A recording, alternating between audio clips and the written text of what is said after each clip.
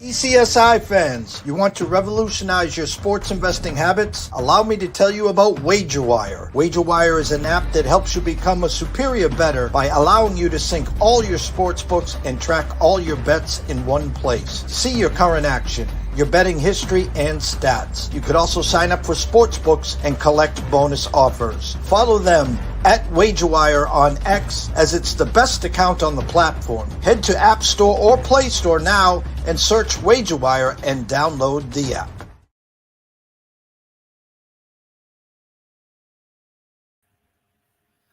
Hey gang, welcome in. Today is Wednesday, and it is the 21st of August.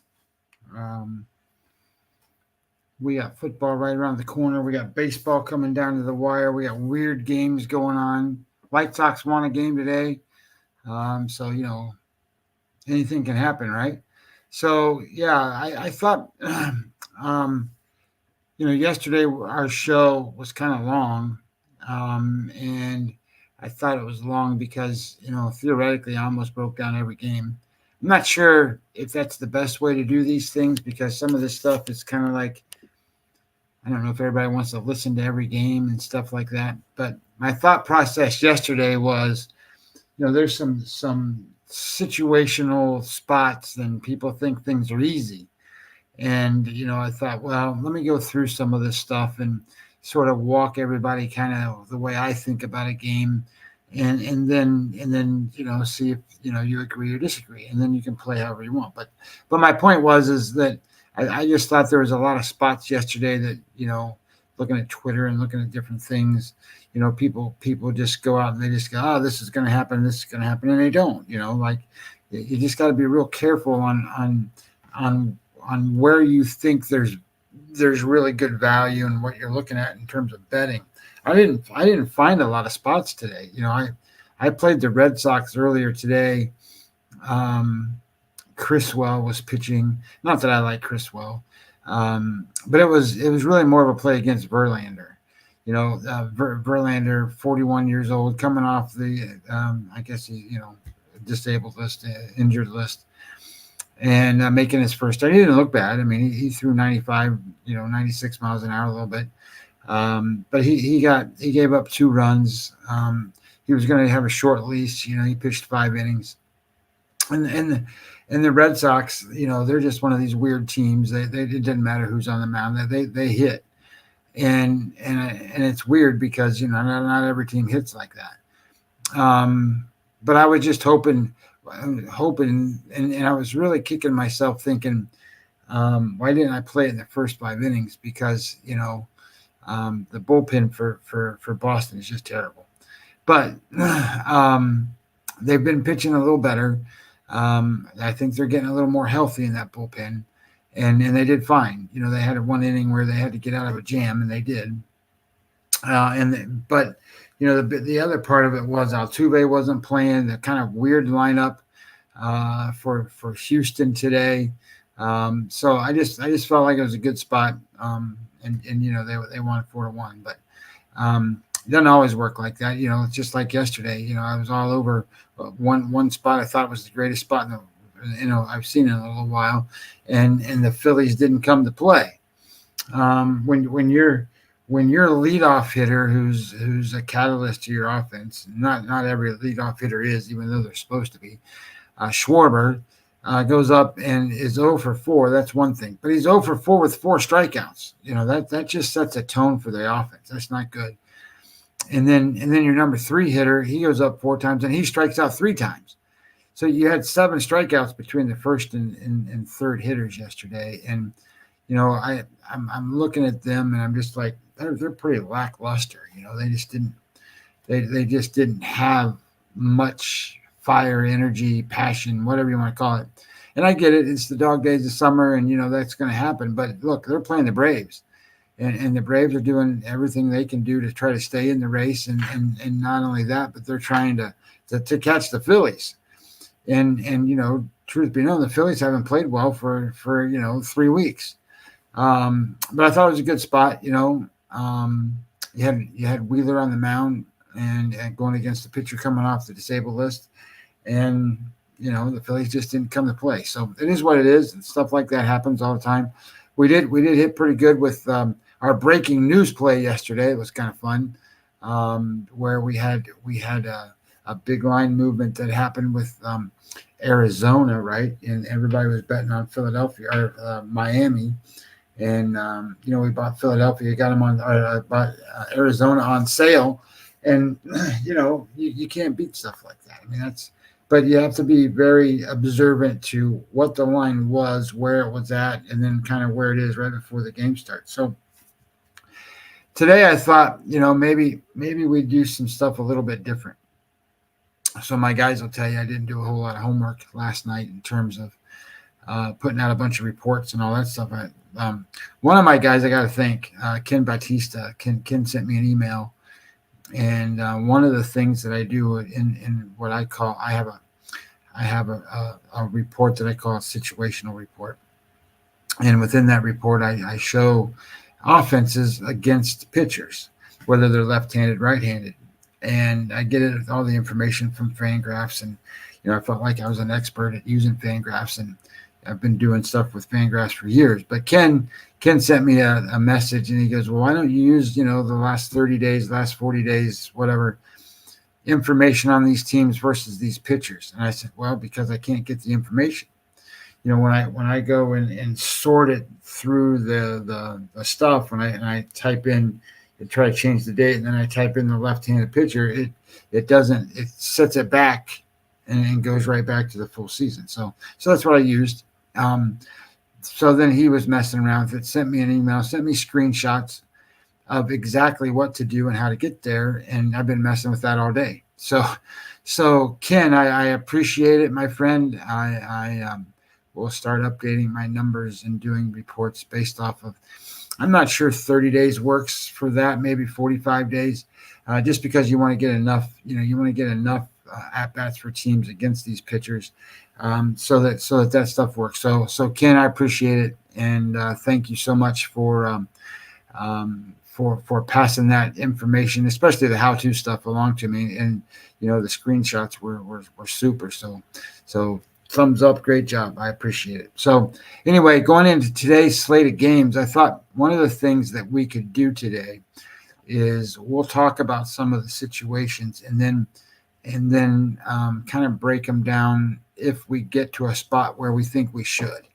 And then as we break them down, instead of me having all my reports and all that kind of stuff up, what I thought I would do is almost kind of do it like I would if I was going to create the reports. So maybe a little behind the scenes kind of look here. So the first thing that we do, or the first thing that I do, and then I'm going to use a new term today. So I want to make sure everybody understands what that term is and terminology that I'm going to be using. So there's a lot of different ways to grade offense, and weighted runs created plus is one of them. I like weighted runs created plus in a way, because what it does is it takes and puts a number in scale of 100. And because of that, then that makes it to real easy terminology for people to kind of get an impression of and understand what certain things mean. So if I were to say, the San Diego Padres are 114 versus right-handers on weighted runs created plus, people go, I don't know what that means. But if I say the San Diego Padres are 14% better than an average offense against right-handed pitchers, people understand what that means, right? They go, oh, that's pretty good. Be double-digit 14% is a pretty good thing, right? You don't want to be negative. You don't want to be behind. So that's just one way to kind of look at things. And weighted runs created plus isn't the end-all everything to offense. It's a good measure. But there's also a thing called weighted runs above average. And I don't know if anybody's really looked at weighted runs above average for a while. I look at it on a fairly regular basis, but it's what it does is it says this offense, or a player, you can have it be a player or an offense, is created or worth more runs to his team than an average person or an average player. So in a lot of ways, when you're betting, you care more about runs than you do, whether a guy gets base hits and, whether the offense is super efficient and all that. So that's why isolated power is really good. And weighted runs above average is a unique thing. So if you look at these teams, and I graded them here, and I've got Ken's thing up against, I shouldn't say Ken's thing, it's Fangraphs, but Ken showed me how to get there. So this is left-handed versus offenses versus left-handed pitchers, and this is offense versus left-handed pitchers since July 1st. So roughly 40 days, 45 days. So weighted runs above average is kind of neat. So the number one team versus left-handed pitchers is the Philadelphia Phillies. They are 22.7 runs better than an average offense. And says, hey, Scott, missed your show yesterday. Ended up watching it later, but I was a sucker for taking the Royals yesterday. I wished I would have been able to watch your video before I bet it. Yeah. Hey, Matt, how you doing, brother? I appreciate it. Says Jay Berry says, great afternoon, winner, Scott. Yeah, we got the Red Sox today. That was good. And this game here, and Matt, I appreciate the comment. Sometimes I wonder about the time frames in which I do these shows, but 6:15 seems to be a good slot in a sense that there's most of the time 6:40 games or 7 o'clock games, and it gives me a couple minutes to say a couple things, and then there's also time to kind of do other stuff. So then we can break down games and do all kinds of stuff. So it seems to be okay. And then people watch the shows. I haven't figured that part out yet. Where people watch the show afterwards and after I've already given stuff out, and I'm like, I don't know. But like Matt said, he went on and watched the show later. So, but hopefully when you're watching the shows, I'm giving enough information or how-tos or techniques or data that I'm looking at that helps you handicap the games, because ultimately that's really what I'm trying to provide is information to that degree. But so weighted runs above average, they're 22.7. This is the Philadelphia Phillies. They're the best in Major League Baseball. They are 22, almost 23 runs better than an average team against left-handed pitching. Well, guess what they face today? They face a left-handed pitcher. So, I said yesterday I bet on them. I thought that was a good spot to bet on them yesterday. I don't think it's a bad spot to bet on them today, but here's what I do think. I think Aaron Nola has been hit around enough, and I think that the Braves are trying to do some things that, that total in this game, if I can get to all these open windows again, there we go. And I can bring this back over from that monitor to this monitor. I think that number is 7.5, right? So if that total is, oops, I got it on the wrong thing. There we go. That total is 7.5. I think the Phillies are going to hit today. I think they're going to hit Fried. And I know Fried's been pretty good against the Phillies in the past. But, if you're the number one offense against left-handed pitchers, you didn't hit yesterday. Your number one guy in the lineup struck out 4 times. He's not going to do that today. And your number 3 guy struck out 3 out of 4 times. Probably not going to do that either. These guys are going to hit. So I like the idea that the Phillies are going to score. They're going to hit and score. And then I kind of like, when you pull this up, and one of the things I'm going to do is I am on a website. This is baseballreference.com. And I don't use baseballreference.com for anything other than what I'm getting ready to talk about. But it's SOPS Plus comes from there. So when I look at the Phillies, and if I can find them, there they are, Phillies and the Braves, and I pull these guys up, the first thing I look at is what's the records in the last 10 days. Well, the Braves are 7-3, the Phillies are 4-6. So obviously the Braves are pretty hot. So that means they are offensively doing pretty well. And if I switch it over and I look at something other than weighted runs created plus, we'll go to teams and we'll look at offenses over the last 7 days. and then switch this to offensive WAR. The Atlanta Braves are 6th in offensive WAR, so it makes sense, right? They're 7-3. They're hitting. They've got to be. So there you go. They're hitting, so that all kind of ties together. The last 20 games, they're 11-9, so just a little better than over 500. So, but that's still good. And you look at the Phillies, they're 4-6 in the last 10, 8-12 in the last 20. If you break it down even further than that, they're 11 wins and 19 losses in the last 30 games. So the Phillies are they've gave back eight wins to 500 in the last 30 games. And in the last 30 games, the Braves are 14-16. So they're kind of cutting into that Phillies lead, but they could have cut into it a lot more if they were a little more aggressive, maybe at the trade deadline, brought in some more offense or did whatever, because they're still struggling some. But let's look at this from a different level. So Fried, he pitched on the 15th of August. Then he pitched on the 10th, the 4th of August, and then he was on the disabled list.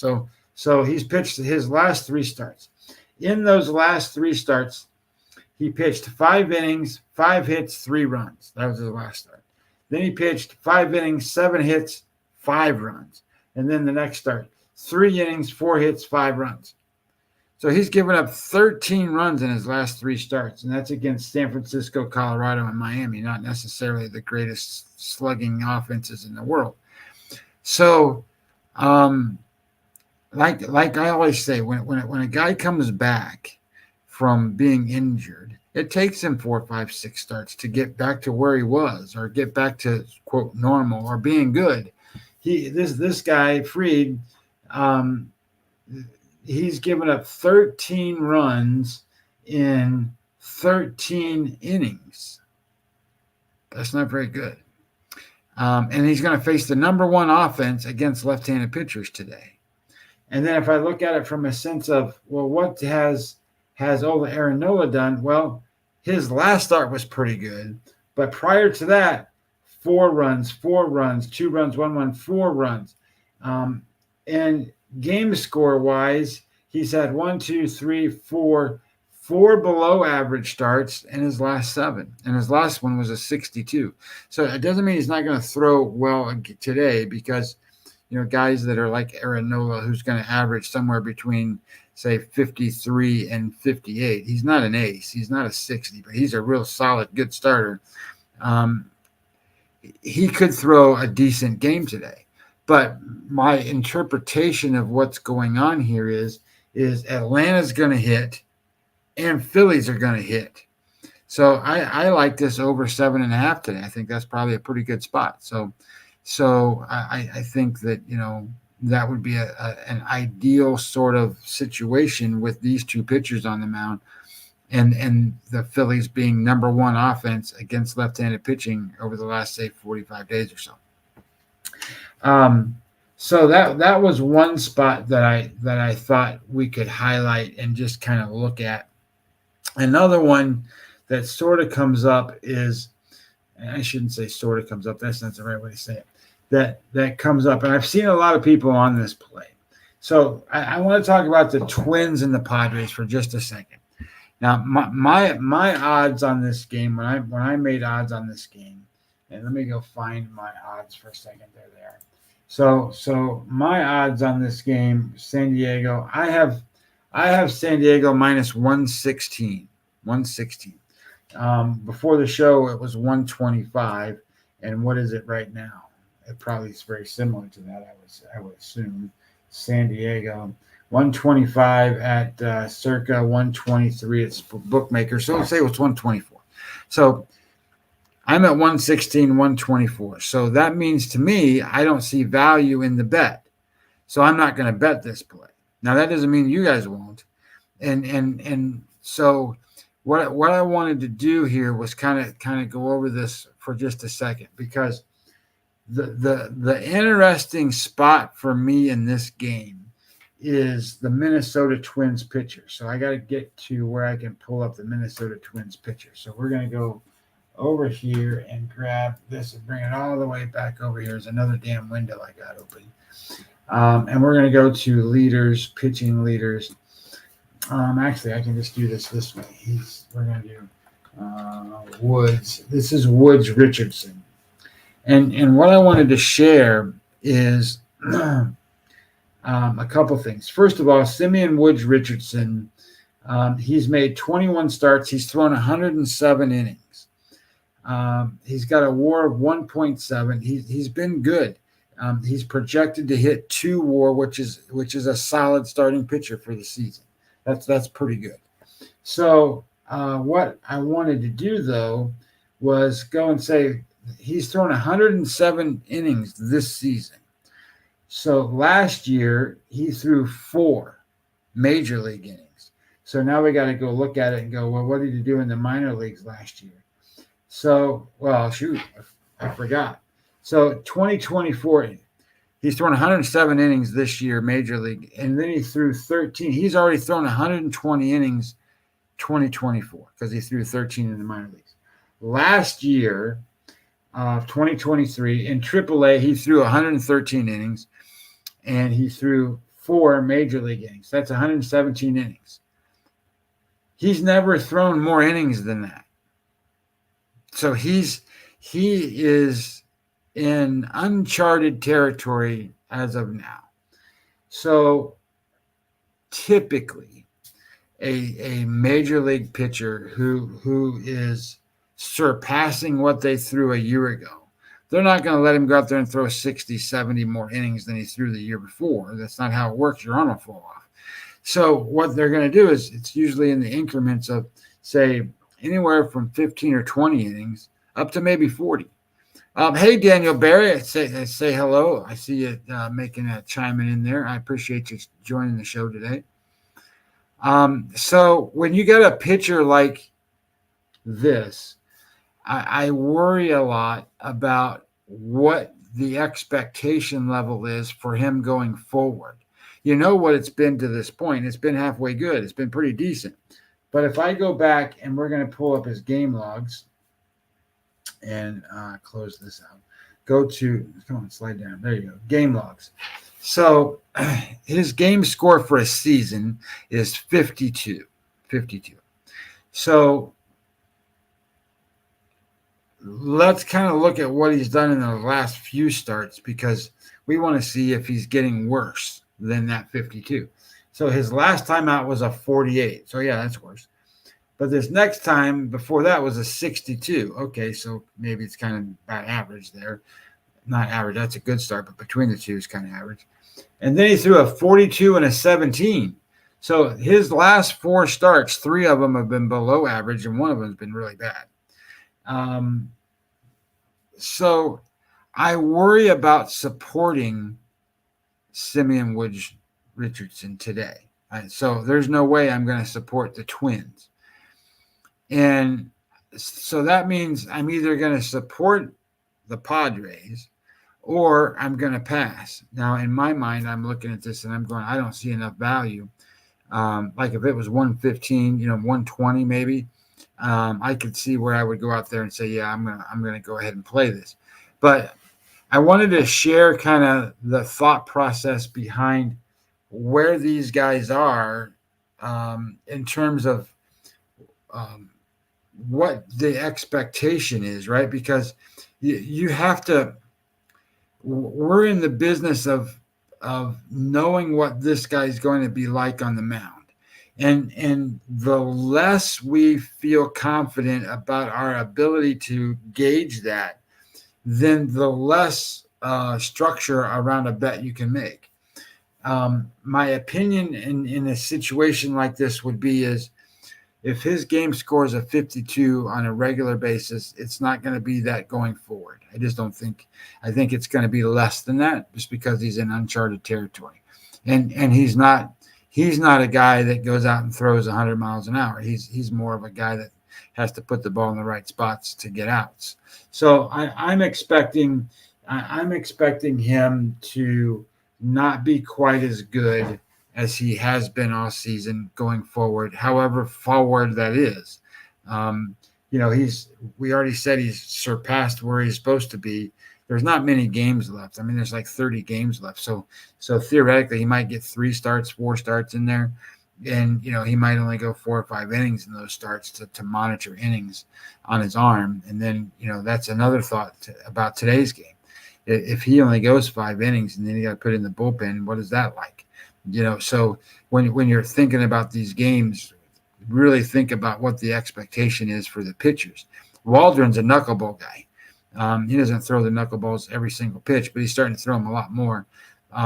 I would tell you that he hasn't had great knuckleball success in San Diego as much as he has on the road. But I do like the idea that when Waldron's knuckleball is really going well and he's pitching good, he's one of those guys. If I type his name in over here, if he's going well, he's a guy to back and support because it's a unique pitch and it's one of those that you don't see a lot. His WAR right now is 1.9 and 0.4 projected for the rest of the season. So he's a 2.3 and Waldron was a 2. So, or not Waldron, Woods Richardson was a 2, right? So I think you've got a little bit better pitcher here in Waldron. And then when you look at his game logs and you start to think about what's his performance been like, what I really like about some of these spots is when a pitcher's off a bad start. Waldron's off a 26, okay? His game score for the season's a 52. So to average 52, if you get a 26 and say you throw we'll just say a 70, a great game. Well, 70 and 26 is 96. If you divide that by 2, that's 48. He's still not at his average number, and that's a dynamic start. So you're going to have to expect Waldron to pitch a lot better today. So I guess the way I would tell you that this sort of kind of works for me is San Diego's bullpen's been really good. I like Waldron. I didn't see value in the number, but at the same time, as long as where's that number at right now? The number was 120. What? So I guess it's getting ready to go off. It starts at 640, so maybe it started already, but yeah, you can still get in it. Looks like Circa's 120 and Bookmaker's 119 right at the beginning. That's a number you can bet. So if you wanted to bet it live bet, you can still get 120 on it. I think that's probably pretty good because I think Waldron's going to pitch good, and I think Woods Richardson probably not, or he's not going to pitch as good as he has been. Let's put it that way. Another spot here that I thought might be of interest to us. I looked at this Arizona game again, and the big deal about this game, and anytime you're looking at Miami Marlins, the first thing you want to look at is what kind of pitcher's facing them. And if it's a lefty, you automatically have to start looking the other side. They're like 9-35 now, 9-34 against left-handed pitching. They just don't do well. But you got Montgomery on the mound, and when I started looking at it, that number was kind of big. 170 is the number, and rightfully so, right? I mean, you're looking at the Marlins, and they don't do well. And the pitcher for the Marlins is projected WAR-wise. He's the worst pitcher in baseball. Rodri Munoz, he's the worst one. So you'll hear me say a lot of times, well, this guy's worth a 2 WAR or a 3 WAR or a 4 WAR or whatever, and then I kind of try to describe what that means. Well, Rodri is a minus, but he's not. Normally, you get a guy that's minus, and they don't let him pitch that much. So he's like minus a 0.2 or minus a 0.3. So he's minus a little bit. Not Rodri. Rodri's minus 1.3 and 1.2 in the projected WAR numbers. So he's the worst pitcher in Major League Baseball that way. So that dramatically affects the lines, and it changes the odds, and it should when you have that kind of a pitcher out on the mound. So I didn't like the spot just because that got out of control, that number. So if I were going to play something like this, I would try to look at it in terms of what does the run line kind of look like, and then I didn't like the run line because I don't like Montgomery being able to shut teams down. He's getting better, but I still want him to be out there for a couple starts where he's really doing a good job. So, but that wasn't where I was going to go. Where I was going to go was this New York Yankee game. So we've kind of touched on a couple of specifics today with a couple of spots, meaning that we talked about how the Phillies can hit left-handed pitching. We talked about the spot here where the pitcher Woods Richardson has kind of hit his max, and we don't know what the expectation level looks like. Well, here's a spot where you have Nestor Cortes. I don't think highly of Nestor Cortes. Now, he's a 3 WAR pitcher. So we just talked about what Woods Richardson looks like. He's a 2, and Waldron's like a 2.2, 2.3. Well, you're looking at Cortes that he's a 3. Well, I bring that up because he has splits that you have to pay attention to. And I go pull him up. We're going to pull him up on, if I can get to the right menu here. There we go. We're going to pull him up on Baseball Reference because I want to use the weighted runs created plus, or not weighted runs created plus. I want to use SOPS plus. So SOPS plus is going to be very similar to when you're grading these things out to like not batting average, but whip rates and different things when you're grading how a pitcher does against an opponent's offense. So if he's doing good, your Sierra numbers are going to be lower. Typically you'll see the WPA number be good, the winning percent added, that those numbers will be good. So SOPS plus is a pitcher's ability to control the opponent's offense based on that. The SOPS plus OPS is on base percentage and slugging percentage, right? And it's graded then into a scale of 100 for OPS plus. And I'm going to pull this up there. And I pull up Nestor. So I got to go to splits. I pull up splits. And then over his last 28 days, so that's 4 starts, he's a 114. So that means he's 14% worse than an average pitcher. But what does that look like? Well, what that looks like is that's a batting average of 286, an on-base percentage of 326, slugging percentage of 464. And if you look at it from a perspective of, like what most people would look, well, what's his earned run average in it? Well, it's 540. So I kind of wanted to put a little bit of a scale around what 114 looks like because it's not very good. I mean, that's 14% worse than an average pitcher. Now, let's flip this to what does he do when he pitches home games? Because his splits are dynamic. When he's at Yankee Stadium, his SOPS plus is 77. He's 23% better than an average pitcher. When he's on the road, his SOPS plus is 131, 31% worse than an average pitcher. So what does that look like? So 12 games started at home, 13 games started on the road. His batting average against at home is 224. 224. That's better than league average. His OPS is only 629. His earned run average is 305. He's pitched 73 innings, only allowed 61 hits. That's pretty good. So when you switch that and go, okay, well, that was good. What does bad look like? We just said what 114 was. Well, here's what 131 looks like. He's made 13 starts. 131 was his SOPS plus. He's pitched 67 innings. Remember, he's made more starts on the road, and he's pitched less innings. So he's been getting hit and been taken out of games. 67 innings, 78 hits, 41 runs, earned run average is 545.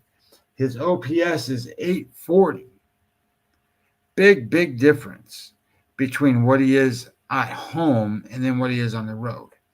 So in this particular way, then I start thinking about, okay, well, he's not too bad. And I know Cleveland's not a bad team, but they get credit for a lot of things they aren't.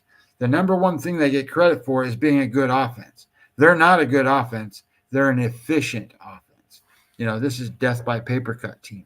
So if I'm looking at this and I'm going, okay, he's going to control their offense a little bit. I kind of like that. They're going to keep the runs down. And then you have Joey Cantillo, who's pitching for Cleveland. Joey's a rookie, has never pitched. He's never pitched in New York. He's made 3 starts, never had a start 50 or above. They're all below average starts. He's never had one game where he's allowed less than 3 runs. And he's never had a game that he's pitched really more than 5 innings. He pitched 5.2 the last time he pitched. He's a guy that in 3 starts has given up 4 home runs. In 3 starts, he's only had 9 strikeouts. So what did that tell you the Yankees are going to do? They're going to hit the snot out of this kid. So what I like in this particular spot is you can take the Yankees on the run line -1.5 and feel relatively comfortable that Cortez is going to be good enough to keep the Guardians offense, in 2 and 3 range in terms of runs. And you can look at the Yankee offense as, they can get to 5, 6, 7 today. So I like that spot. And that's kind of how, some of these things get created is dependent upon what you look at and where you go, because everything's not generic. A lot of times I'll look at stuff and go, well, this team is, I look at stuff, okay, this is this offense over the last 7 days. This is this offense versus left-handed pitcher. This is left off versus right-hand pitcher. This is blah, blah, blah. So sometimes you run into these areas where you can get more specific about what to do and kind of how to look at stuff, right? So there's a game that starts, maybe it's already started, I don't know. Where's that Milwaukee game? Hasn't started yet. So it starts at 7:45. There's a game here where you have Milwaukee is pitching or playing against St. Louis. You have a team, and let me pull up my numbers here because this is important. When you rank these teams and you kind of look at them, and then you apply their projections with base runs, Milwaukee is a 90-win team, 552 winning percentage. Fangraphs says they're going to win 92 games. Baseball Perspective says they're going to win 92 games. Base Run says they probably won 2 games they shouldn't have. So you bring them back, you say it's 90 wins. They play St. Louis. St. Louis is Fangraphs 80 wins and Baseball Prospectus 80 wins. That's not 500. That's a little bit below. And then Base Run says, yeah, they've been lucky to win some games. So 78 wins is kind of where they're at, 78.5. They're 483 winning percentage. Okay. So you have one team with a 552 winning percentage and another team with a 480. That's 70 points. That's almost 100. So when you start to think about this, and St. Louis is the favorite. So how do you get there? How do you get St. Louis to be the favorite? Well, the only way that you can get there is you give St. Louis credit for being at home, and that's usually worth 25 points. So we just said they're 75 points. So that's 50. So still they're not as good as Milwaukee. So then you would have to go and say, well, Gibson, the starting pitcher for St. Louis, has to be a much better pitcher than the starting pitcher for Milwaukee. That's the only way to get to a point where St. Louis is favored. So when I shrink this back down and then we go look at that, we're going to look at there we go. We're going to go over to where's my picture that I just had up? I'm just looking for these windows, and we'll get there. Where's Waldron? All right, so let's look at Gibson, because Gibson is the guy that we need to figure out what's going on here. Kyle Gibson. So Kyle Gibson, and why are we not doing well here? I need you to come up. Fangraphs. There you go. All right. So Kyle Gibson, and we talked about some WAR numbers, right? We said Woods Richardson was around a 2. Waldron was like a 2.3. We talked about some of these other guys being a little bit better than that. Gibson's a 1.3 right now. 1.3. So 1.3. He's made 23 starts. He's projected to get a 0.4 more, so he's not going to make a 2. He's going to be a 1.7 or less. So then I look at him and I go, all right, let's pull you up. Let's look at your game logs for a minute. See how you've been pitching. And when I start to look at it, he threw a 10 the last time out. That's not very good. He had a 57, 58, 45, 72, 24, 46, 46, 37. So he's had 3 starts that have been above 50. Actually, in these starts, they're above 55. He's had 1, 2, 3, 4, 5, 6, 7 starts below average. He's a below average pitcher. His game score for the season's a 50. 50, 51's about average, right? So that's what you're getting with Gibson.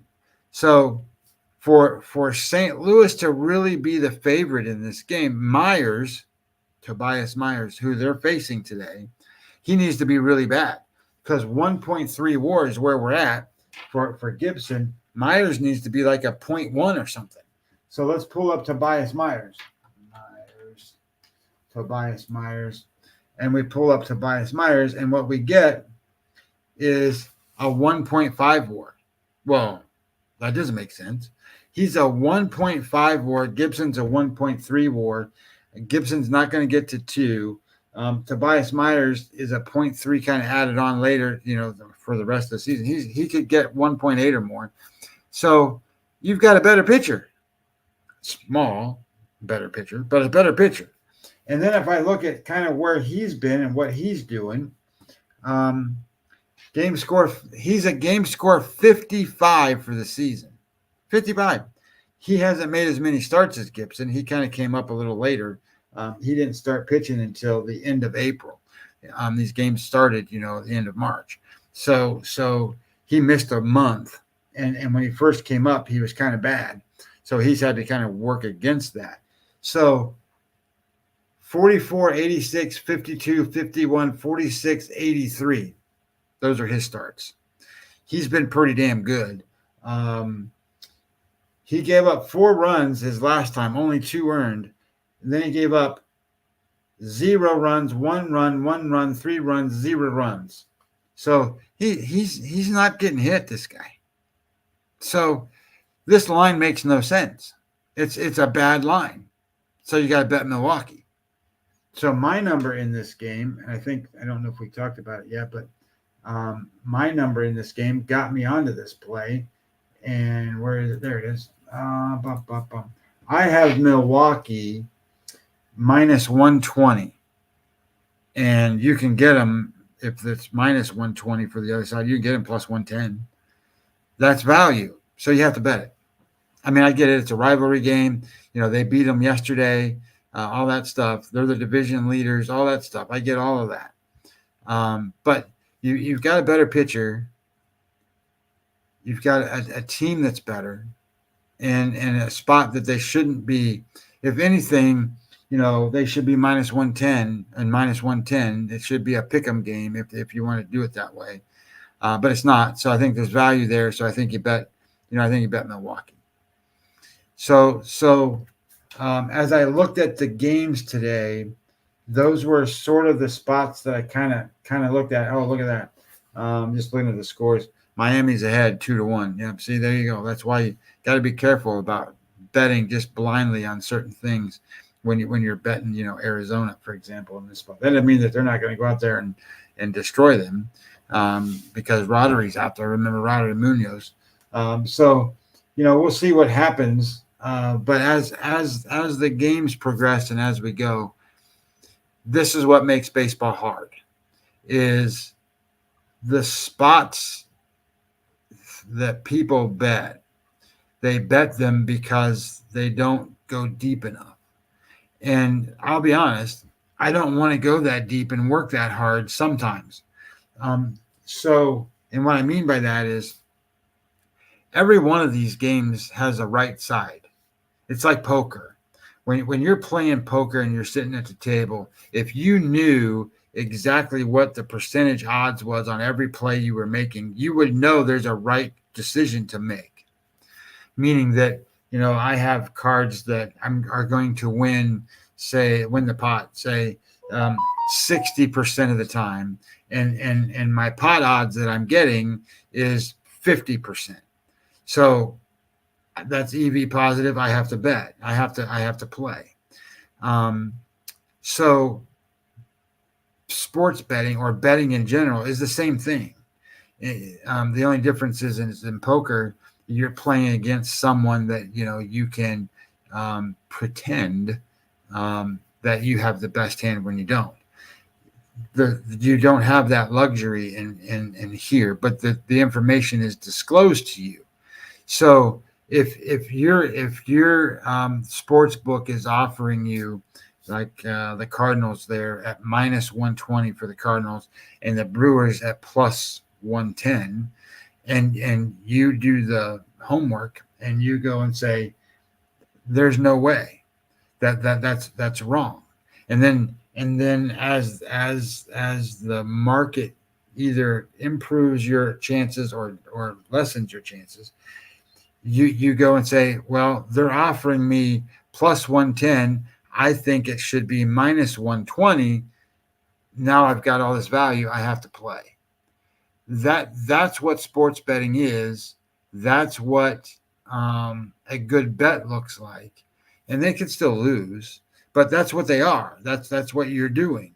You're betting, and I guarantee you, if you make 1,000 of those, it doesn't matter what your variance is in between. You're going to have ups and downs and roller coasters back and forth. You're going to get 30 units ahead and then drop 15, and you're going to get 30 more and then drop. I mean, that's the way it works. But the point of it is as the season comes down, you're not going to find a lot of this because the sports books know what the teams are. They know what their value is, and they're not going to be off that much. So you're going to have to dig to find this pitcher is kind of in no man's land because of his spot where he's overextended. This team's the best team against left-handed pitchers. And what was the other one we looked at? The home pitcher for the Yankees. And then you're going to have to go and weigh that out and say, okay, well, am I still getting good value or am I not? And try to bet those. So you got to dig a little deeper. You got to work a little harder and figure them out. So certain games you just wipe them off, or that's what I do. Like this Colorado-Washington series, it's gone. I won't look at it one bit because neither team cares whether they win those games. And Colorado won yesterday, right? And everybody and their brother was betting Washington. So I think that's the idea, right? You got to find the right spots, find the right teams, find the teams that are playing for stuff, and then kind of go from there and see what you can get into. And then there's the whole other world, right? I mean, we talk baseball every day, but the next level, I shouldn't say next level, the opportunities are going to come in football, right? You're going to have small, I shouldn't say small. you're gonna have spots where you have to work at to find for baseball, and then you're gonna have all these stuff open up for football. So I don't want to say it's like fish in a barrel, because football is a hard sport to bet. Baseball is a hard sport to bet. Now we're gonna get into some serious stuff too, though. We're gonna try to capitalize on some of these spots where they're bigger. You might go and say, hey, this team's, and you got to handicap out 2 or 3 games, right? So you got to look ahead a little bit and kind of see what that looks like. But if you can pay minus 160, minus 170, or say minus 180 on a series price, and win the series, then you end.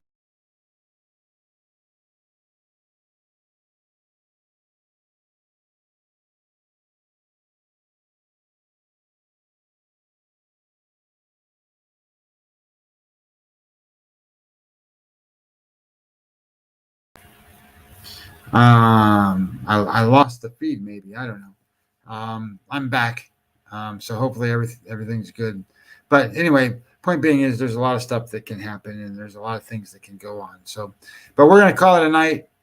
Guys, Matt and Daniel and Jay and everybody, I appreciate all the comments and all the feedback. I won't be here Thursday. We're never here on Thursday. Well, we will be maybe later, but not now. So I will see everybody on Friday. Guys, have a great night, and I will talk to you later. Let's get some winners out there.